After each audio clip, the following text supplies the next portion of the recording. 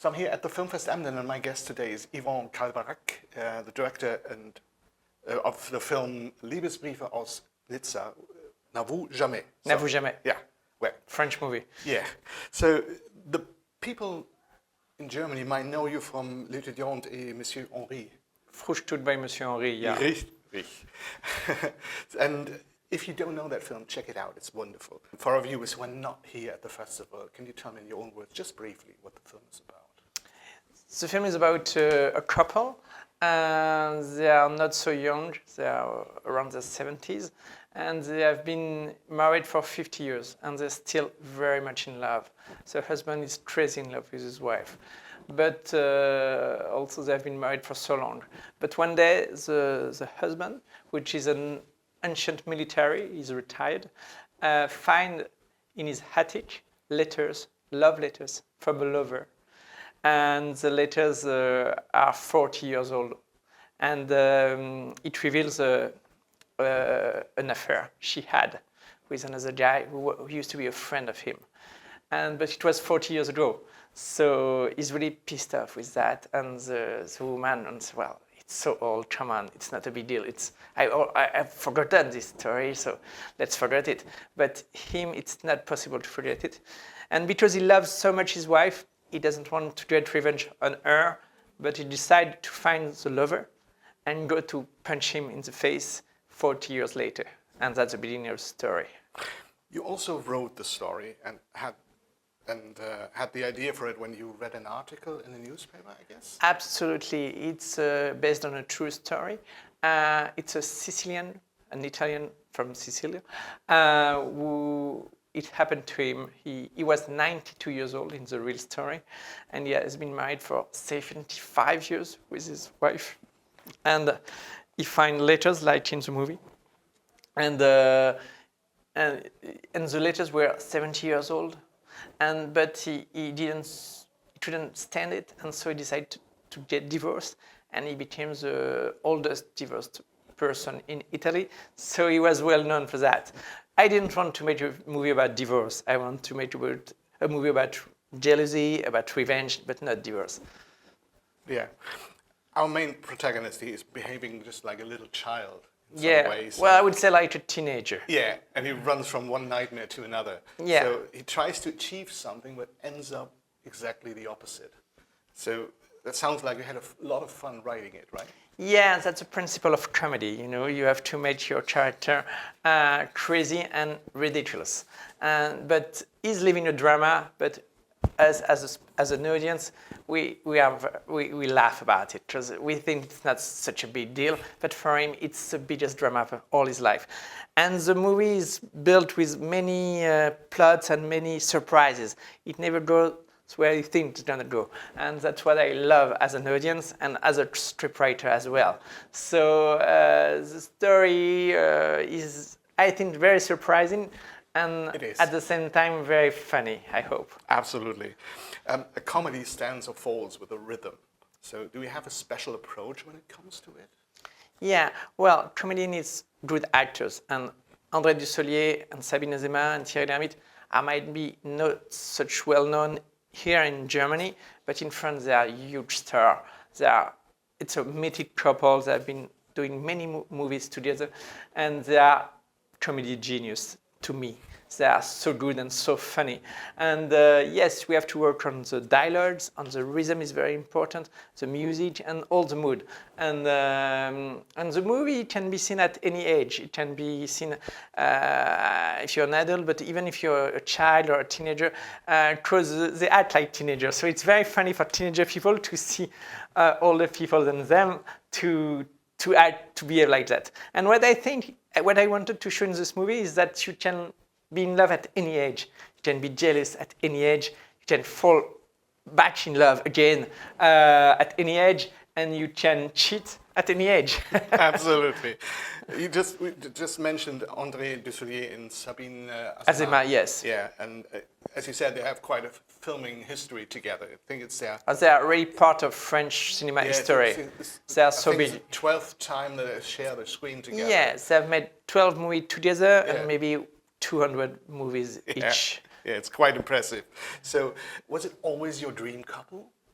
Yeah, I wrote the movie and I began to think about them, and I was so happy when they accepted the part because I didn't imagine anyone else, in fact. Yeah. And I wanted the audience to feel how much they love themselves, and they really love themselves. They are not a couple in real life, but they are so close, so good friends, and they love to play together. And that's the first time they play that kind of part.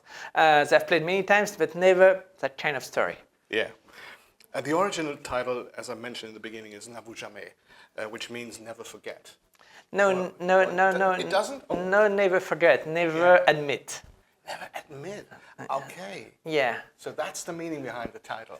Never admit, yes. Yeah. It's a French song called this way, and very famous in France. It's an old song. It's N'avoue jamais, jamais, jamais.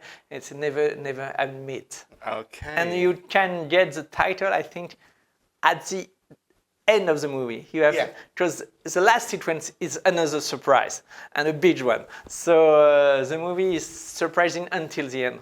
Absolutely.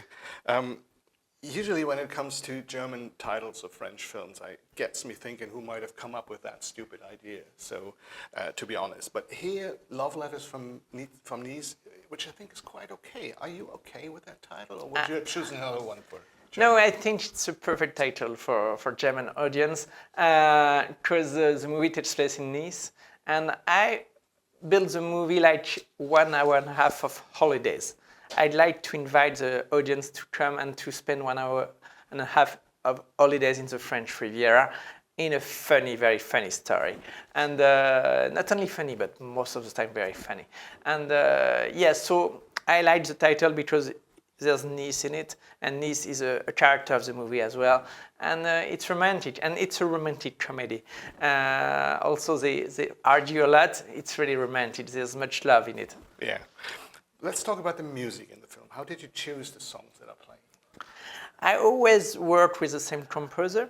It was already him for Frühstück by Monsieur Henry, and the music was just amazing. And he made another amazing music, I think.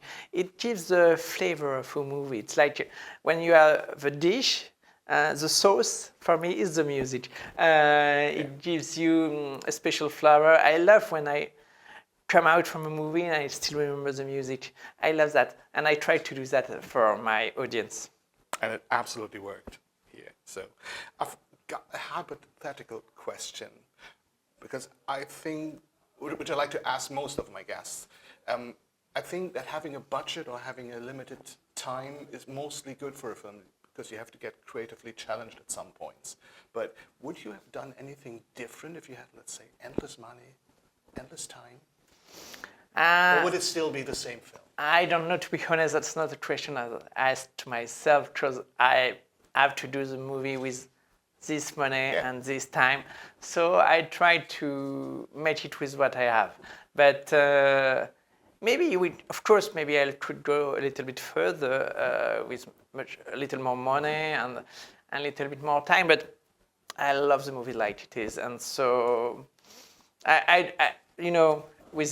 in French we say, with if we would put Paris in a bottle, that's a saying. So there's no need to if. It's done. It was done like this way, and I'm so grateful to be able to make movies for real theater, because I think the experience in real theater is such wonderful. It's so different than when you watch a movie at home. Absolutely. The audience are laughing much more, and the fact to share a collective experience makes you feel linked to people you don't know. And I love this feeling, and I think we need this feeling today. I think the film is perfect the way it is. I totally enjoyed it. Thank you. So let's wrap up our little talk with a look into the future. Is there anything on the horizon you can already talk about? What's coming next? Yes, well, I work for cinema and plays as well, and I often have plays which are shown in Germany, and now I'm working for a place for the French Festival of Avignon, French Theatre Festival, in July. We will be shown. It's a play called Like. It's about social media, and it's a comedy again. And then I'm preparing a new movie that I hope I'll shoot next year. And it's not as funny as Letters from Nice, Love Letters from Nice, but it will probably be with the same actor, André Dussolier. And it's an adoption story. It's called The Adoption. That sounds very interesting. Thank you. Thank you very much for the interview. Good luck with the film. Thank you very much. Thank you for being here. Well, that was perfect. Thank you. Lovely.